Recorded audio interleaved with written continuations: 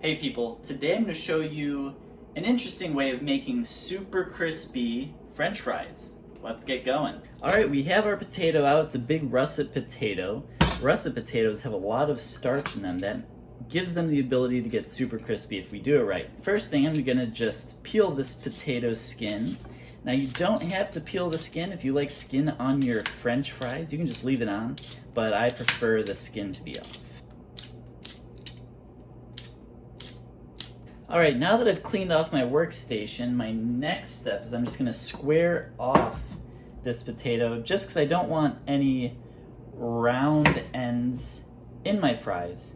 You don't have to do this, but for me it makes them just a little bit prettier. So I start by cutting the ends off. Next I will cut down one side, then I can use that as a flat edge. And I can cut the other sides flat.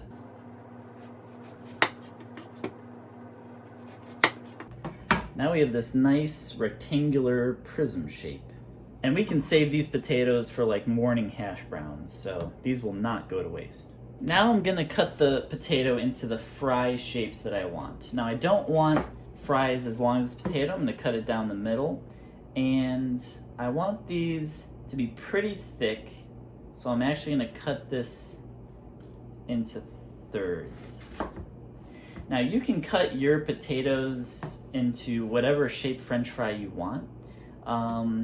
You'll just have to change up some of the steps a little bit, but anything here works. I'm trying to get them as close to a square shape as possible, looking this way.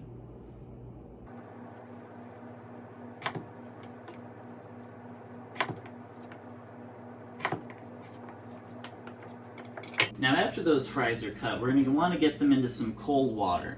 Here you see I've got some ice cubes in this water to keep it cool, and the reason that we're putting these French fries into cold water is to release the surface starch from these French fries. Now once you cut these fries, the starch in them is going to start traveling to the surface of where they've been cut. That starch, if you tried frying these fries right away, instead of getting crispy, it would get very soggy and gummy. And that's not what we want. We want these to be super crispy, so to take away that surface starch, we're going to soak these in water for about 15 minutes. During that 15 minutes, the starch will leach from the potato into that cold water. Now, during that 15 minutes, every once in a while, you might just want to give these a tousle, a rustle, move these around a bit so that you can get that water moving across them and taking that excess starch away from the surface of those fries. Now these fries have not been in here for more than 2 minutes, and you can already see, I think, how cloudy that water's gotten from the starch being transferred from the surface of these potatoes to that water. And that's exactly what we want. While we wait for those 15 minutes to pass on those potatoes soaking in the cold water, we want to preheat our oven to 400 degrees. While we're waiting, we're also going to want to get some water ready to boil.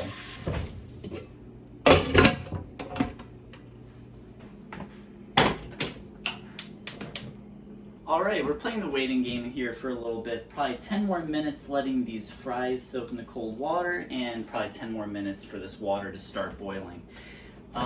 Story time. When I first started trying to make French fries, I could never get them the way I wanted to. I wanted them to be super crispy, but they're always soggy. I couldn't figure out why. I did not understand the importance of removing the surface starch from those French fries before frying them. Like I said in the beginning, if you don't remove that starch, that surface starch will build up, and instead of being crispy, it'll be just this loose, gummy material.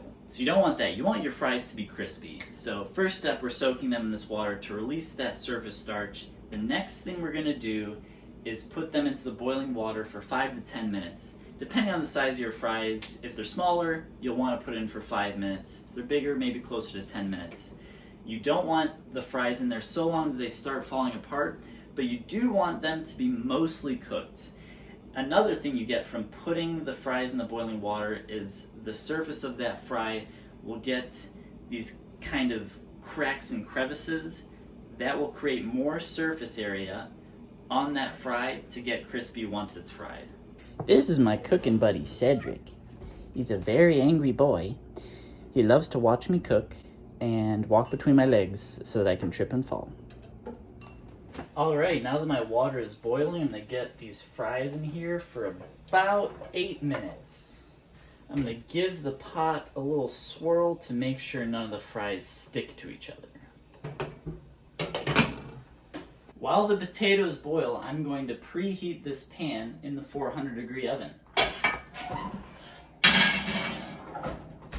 You'll see why soon.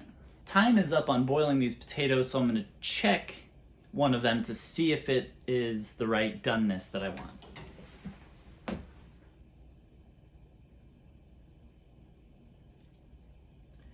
Alright, well, I just bit into it pretty well, so I do think that these are as soft as I want them. Now, as carefully as I can, I'm going to start transferring these potatoes over onto my paper towel lined cutting board. And we want to let these really dry out for a bit. The drier they are, the more crispy they can get. You don't want them wet at all, or else they're just going to boil in the oil. That's a good rhyme.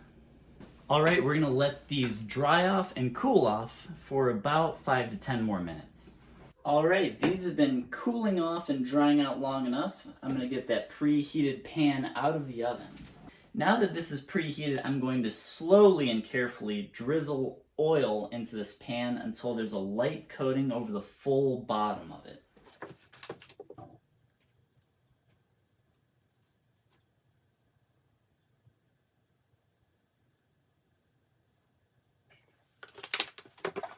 Alright, now that the bottom of the pan is covered with oil, I'm going to carefully, slowly put all of these potatoes into the oil. Alright, I've gotten as many fries in there as I can fit. Now I'm going to cover those fries to the very top with oil so there's just a light layer of oil on top, not super deep with oil, just above the top of the highest fry.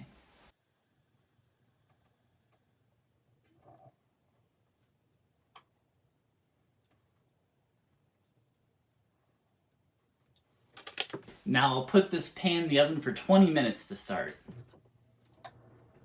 Alright, you may be asking yourself right now, why would he put those potatoes into a glass pan, shallowly filled with oil into the oven? That's not how fries are made. Well, that's true. It's probably best to deep fry fries in a big pot on the stove with a thermometer to measure the heat of the oil to get it perfect. But I do not have a ton of oil to fill a whole pot full of oil and to deep fry fries. So a good way to conserve that oil is to do what I'm doing. I'm just barely covering those fries so they are fully submerged in oil but not super deep in oil. And instead of babysitting a hot pot of oil on your stove, making sure the temperature is right, making sure the fries aren't burning, this is a slower, simpler way. You can kind of forget this for 20 minutes and expect the fries to come out pretty good. Now after the 20 minutes, I might check them and say, hey, these could do another 5 or 10 minutes, and that's okay. 20 minutes are up, so we're going to very, very carefully take this pan out of the oven.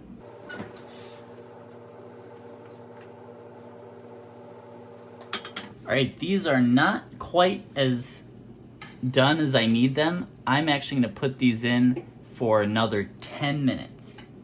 Okay, I just got these fries out of the oven. I did end up cooking them in the oven for another 25 minutes on top of the original 20 minutes. So when you do these, you're probably safe putting them in for 30 minutes to start.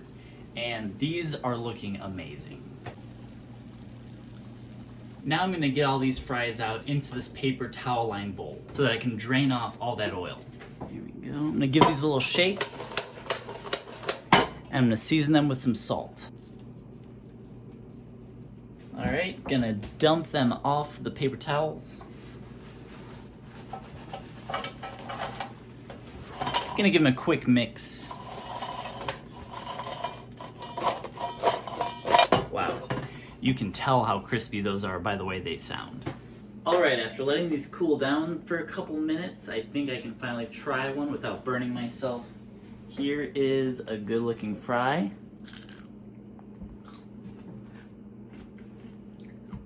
The crispiness, unimaginable, incredible. A little bit of salt, whatever seasoning you want. You can do like a Cajun seasoning on these, you know, a little garlic powder, whatever you want. Salt is enough. These are incredible.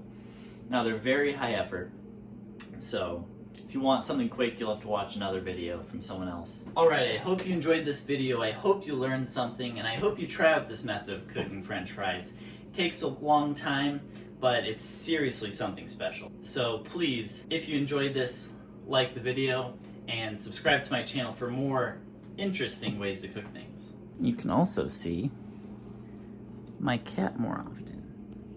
Say bye, Cedric.